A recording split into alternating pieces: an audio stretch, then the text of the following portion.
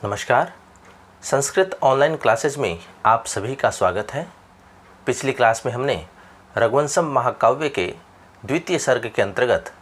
राजा दिलीप और गाय नंदिनी के मध्य के जो संवाद से संबंधित कुछ महत्वपूर्ण पद्यों के ऊपर हमने चर्चा की थी। आज हम रघुवंशम महाकाव्य के द्वितीय सर्ग के समापन की ओर बढ़ेंगे और उससे संबंधित जो हमारे कुछ पद्य हैं उनको लेकर के हम चर्चा करेंगे। तो आइए शुरू करते हैं। हमारा अगला जो पद्य है वो है तस्याः प्रसन्न इंदु मुखः प्रसादम गुरु नृपाणाम गुरुवे निवेद्य प्रहर्ष चिन्हानुमितम प्रियायै शशंस वाचा पुनरुक्त एव। अब राजा दिलीप जो है वो गाय नंदिनी से वरदान को प्राप्त करके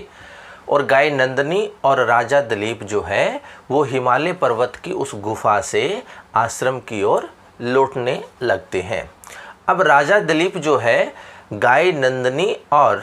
स्वयं के मध्य में हुए संवाद और राजा दिलीप के साथ हुई घटना के बारे में और गाय नंदिनी से प्राप्त वरदान के बारे में वह राजा दिलीप अपनी पत्नी और गुरु वशिष्ठ को वो बताते हैं। तो उसी का वर्णन इस पद्य में महाकवि कालिदास ने किया है। तो महाकवि कालिदास लिखते हैं कि प्रसन्न इंदु मुख है, अर्थात प्रसन्न चंद्रमा के समान मुख वाला या निष्कलंक चंद्रमा के समान मुख वाला। नृपाणाम गुरुहु,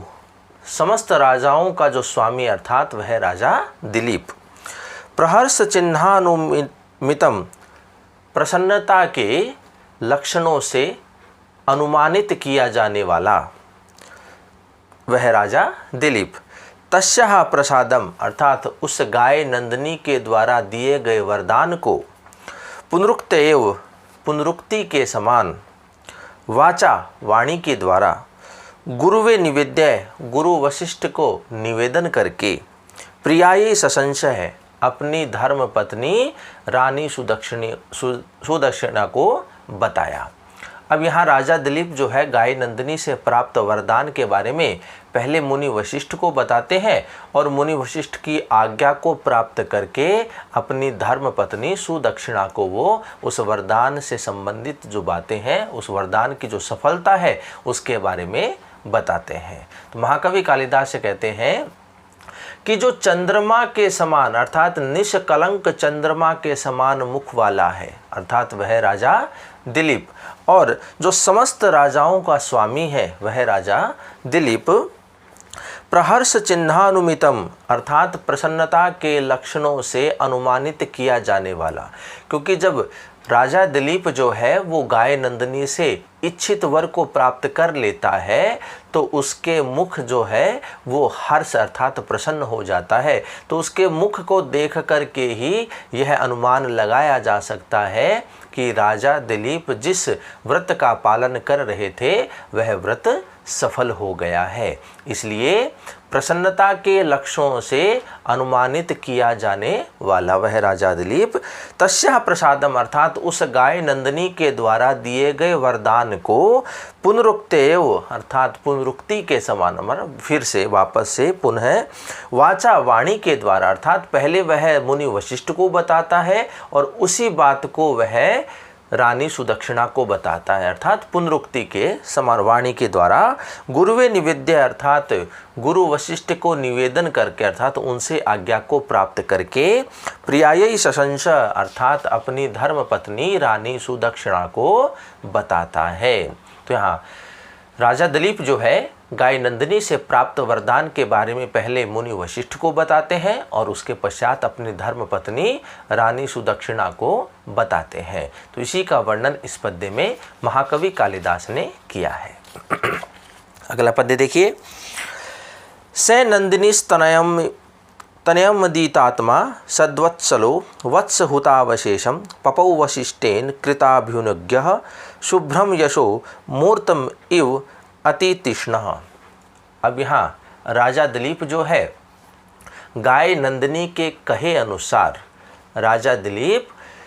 बछड़े को दूध पिलाने के पश्चात और हवि आदि के लिए आवश्यक जो दूध है उसको रख लेने के पश्चात जो शेष बचा हुआ धन है, जो दूध है, उसके छठे भाग को वह ग्रहण करता है। तो इसी का वर्णन इस पद्य में किया गया है। तो महाकवि कालिदास लिखते हैं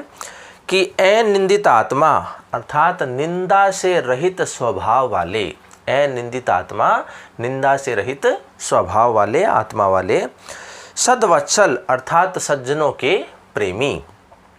वशिष्ठेन कृताभ्युनुज्ञ है अर्थात गुरु वशिष्ठ की अनुमति को प्राप्त करके, सह अर्थात वह राजा दिलीप, वत्स हुतावशेषम, वत्स अर्थात बछड़े को दूध पिलाने के पश्चात, और हुतावशेषम अर्थात यज्ञ आदि के लिए आवश्यक दूध को रख लेने के पश्चात, शेषम अर्थात बचे हुए,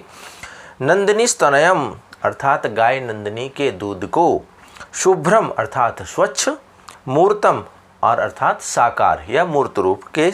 यश इव कीर्ति के समान, अति तृष्ण है बड़ी लालसा के साथ, पपऊ अर्थात पिया। तो उस राजा दिलीप ने गाय नंदिनी के कहे अनुसार और अपनी इच्छा के अनुसार बछड़े को दूध पिलाने के पश्चात, भरपेट दूध पिलाने के पश्चात और यज्ञ आदि के लिए आवश्यक दूध को अलग रख लेने के पश्चात शेष बचे हुए दूध के छठे भाग को वह राजा दिलीप ग्रहण करता है। एक बार पुनः इसके अर्थ को देखिए कि अनिंदित आत्मा अर्थात निंदा से रहित स्वभाव वाले, सद्वत्सल अर्थात सज्जनों के प्रेमी, ये सभी राजा दिलीप के जो विशेषताएं हैं, जो उसके लक्षण हैं, उसके बारे में बताया गया है कि निंदा से रहित स्वभाव वाले और सज्जनों के प्रेमी, वशिष्ठेन कृताभ्युनुज्ञ और मुनि वशिष्ठ की आज्ञा को प्राप्त करके, सह अर्थात वह राजा दिलीप, वत्स हुतावशेषम बछड़े को भरपेट दूध पिलाने के पश्चात और यज्ञ आदि के लिए आवश्यक दूध को अलग रख देने के पश्चात, शेषम शेष बचे हुए,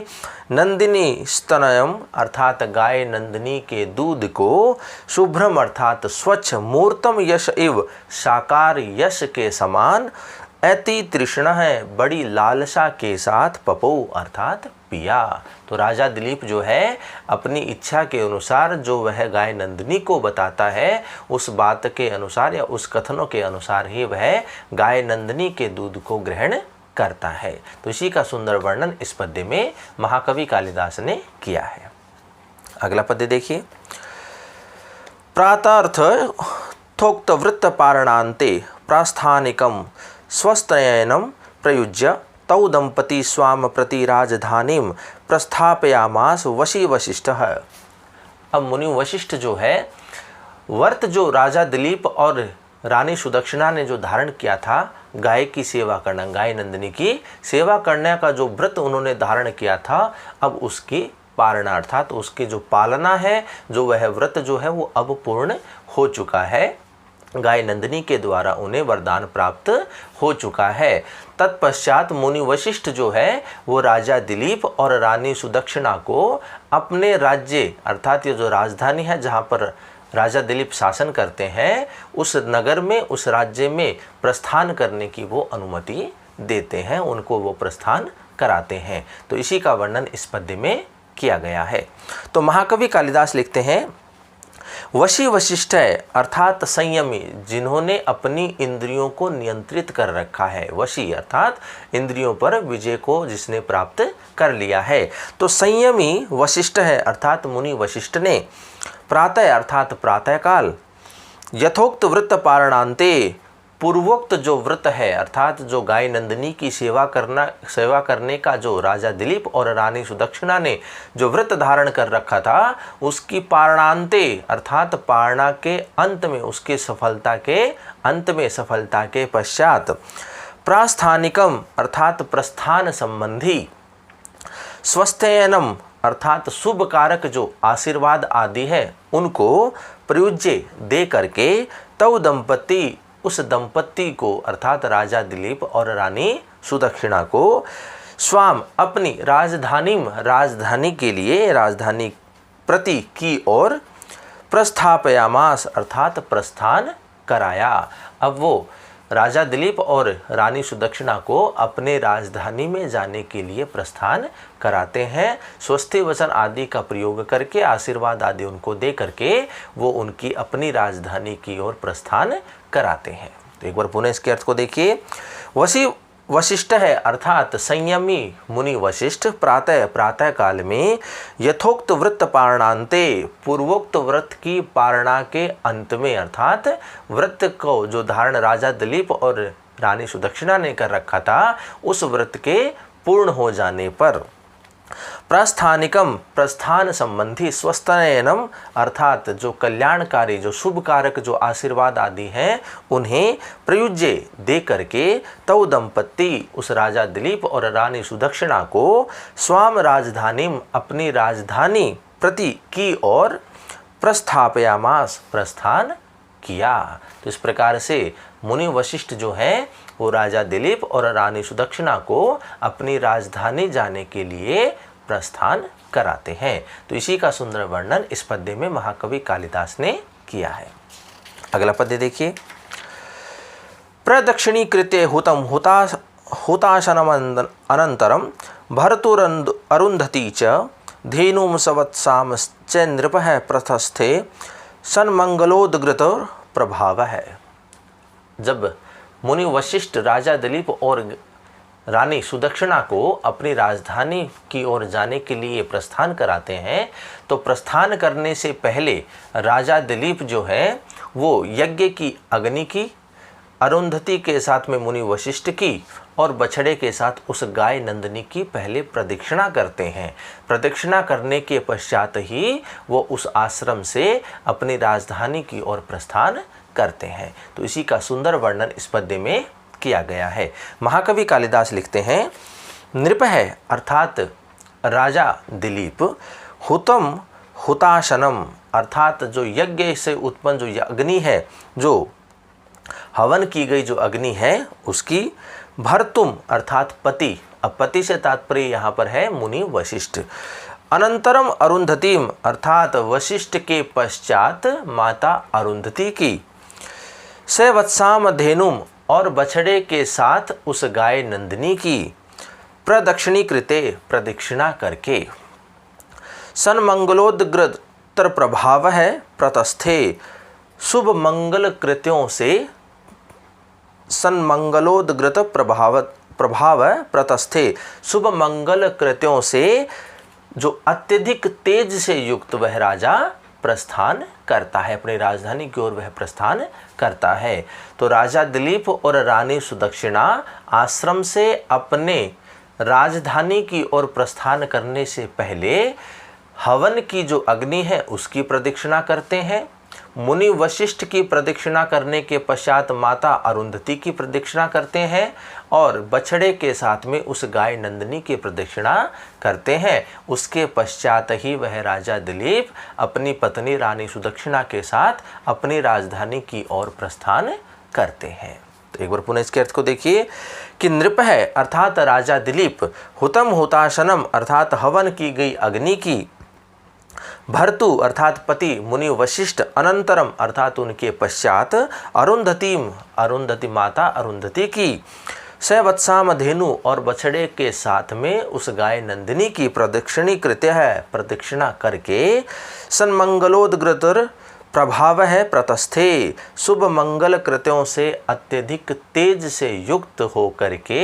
वह मार्ग पर प्रस्थान करता है, अर्थात अपनी राजधानी की ओर वह प्रस्थान करता है। तो इसी का वर्णन इस पद्य में महाकवि कालिदास ने किया है। अगला पद्य देखिए। श्रोताभिराम धौनिना रथेन स धर्म पत्नी सहित सहिष्णु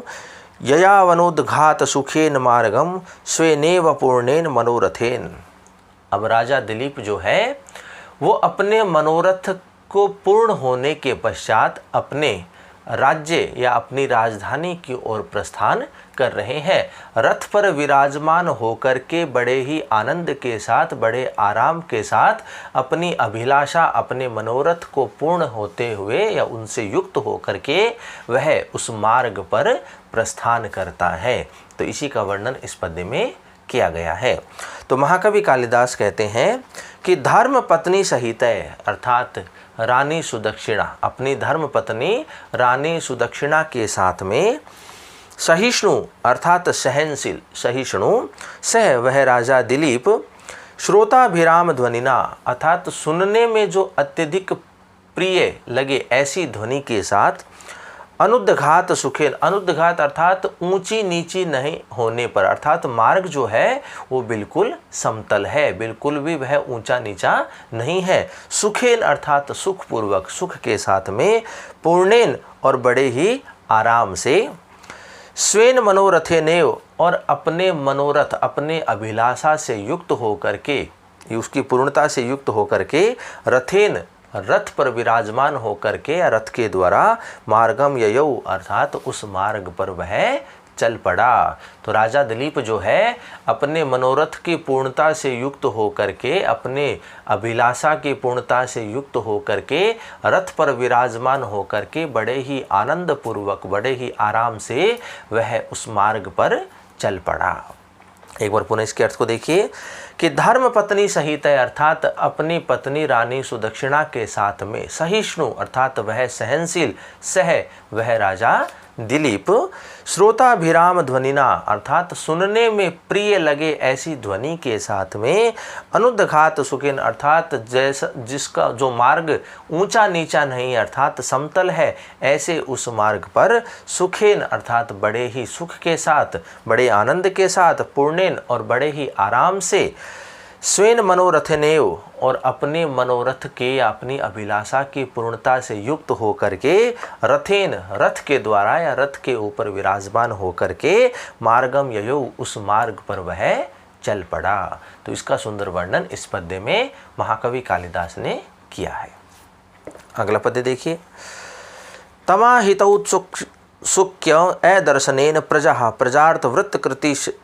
कृषितांगम नेत्रैः पपुस्तृप्तिन अनाप्नुवद भी नवोदयम नाथम इव औषधि नाम। अब राजा दिलीप जो है वह अपने नगर में पहुंचते हैं, तो नगर की जो जनता है बहुत अधिक दिनों तक उस राजा को नहीं देखा था, तो इससे राजा दिलीप का जो शरीर है वह भी उस प्रजा को कमज़ोर दिखाई दे रहा है। फिर भी राजा को उनकी जो प्रजा है वो कभी भी तृप्त न होने वाले नेत्रों से उन्हें देखती, अर्थात उनकी जो प्रजा है वो राजा को एकटक होकर के या लगातार उन्हें देख रहे हैं। तो इसी का वर्णन इस पद्य में महाकवि कालिदास ने किया है। तो महाकवि कालिदास लिखते हैं, प्रजा अर्थात प्रजा ने, जो उनकी नगर की जो प्रजा है उस प्रजा ने, अदर्शनेन अर्थात बहुत अधिक दिनों तक न देखे जाने के कारण, आहितोत्सुक्यम और अर्थात उत्सुकता को धारण करने वाले, अत्यधिक उत्कंठित होने वाले,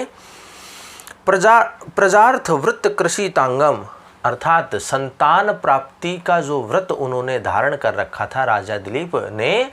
तो उससे कृश अर्थात कमजोर शरीर वाले, नवोदयम और नवीन अभ्युदय से युक्त, नव यौवन से युक्त, औषधि नाम नाथम इव द्वितीया के चंद्रमा के समान, तम अर्थात उस राजा को, तृप्तिम अनाप्नुवद भी नेत्रे पपू अर्थात कभी भी तृप्त न होने वाले नेत्रों के द्वारा देखा। अब राजा दिलीप जो है वो बहुत अधिक दिनों के बाद अपने नगर में लौट के आ रहे हैं, तो उस नगर की जो प्रजा है उन्होंने अपने राजा, अपने स्वामी उस राजा दिलीप को बहुत अधिक दिनों से नहीं देखा है। तो संतान प्राप्ति का जो उन्होंने व्रत धारण कर रखा था, उस व्रत के कारण उनका जो शरीर है वह भी कुछ कमज़ोर हो गया है, और बहुत अधिक दिनों के बाद देखे जाने के कारण जो चंद्रमा का, जो द्वितीया का जो चंद्रमा है उसकी जो कला है जो अत्यधिक ही शोभनीय होती है, उसी के अनुसार जो उनकी प्रजा है उन्हें कभी भी तृप्त न होने वाले नेत्रों के द्वारा उस राजा दिलीप को एकटक होकर के देखा। एक बार पुनः इसके अर्थ को देखिए कि प्रजा अर्थात प्रजा ने, राजा दिलीप के नगर की जो प्रजा है उसने, अदर्शनेन अर्थात बहुत अधिक दिनों से न देखे जाने के कारण, आहितोत्सुक्यम अर्थात उत्कंठित होते हुए या उत्सुकता को उत्पन्न करने वाले, प्रजार्थ वृत्त कृषितांग अर्थात संतान प्राप्ति के व्रत को धारण करने से कमजोर शरीर वाले, नवोदयम और नवीन अभ्युदय से युक्त होकर के औषधि नाम नाथम इव द्वितीया के चंद्रमा के समान तम उस राजा दिलीप को अतृप्तिम अनाप्नु वद्भिः नेत्रे पपू, अर्थात कभी भी तृप्त न होने वाले नेत्रों के द्वारा उस राजा दिलीप को देखा। बहुत अधिक दिनों के बाद देखने के कारण उनकी जो प्रजा है वो अपने राजा उस राजा दिलीप को एकटक होकर के देखते हैं। तो इसी का सुंदर वर्णन इस पद्य में महाकवि कालिदास ने किया है। अगला पद्य देखिए। पुरंदर श्री पुरमुत्पताकम प्रविश्य पौरैर अभिनद्यमानः भुजे भुजंगेन्द्र समान सारे भूयः स भूमेर धुरम आस संजह। अब यहाँ राजा दिलीप जो है वो अपने नगर में प्रवेश करते हैं। तो जब नगर में प्रवेश करते हैं तो उस नगर के जो नगरवासी हैं वो राजा दिलीप का स्वागत करते हैं और राजा दिलीप जो है पुनः अपने राज्य के भार को अपने कंधों पर या अपने भुजाओं पर वह धारण कर लेते हैं, अर्थात राज्य का जो भार है वह पुनः संभाल लेते हैं। तो इसी का वर्णन इस पद्य में किया गया है। तो महाकवि कालिदास ने लिखा है कि पुरंदर श्री अर्थात इंद्र के समान शोभा वाला, जिसकी शोभा भगवान इंद्र के समान है, ऐसे सह अर्थात वह राजा दिलीप पौरई अर्थात नगर के जो नगरवासी हैं नागरिकों के द्वारा अभिनंद्यमाने अभिनंदित होते हुए अर्थात स्वागत किए जाते हुए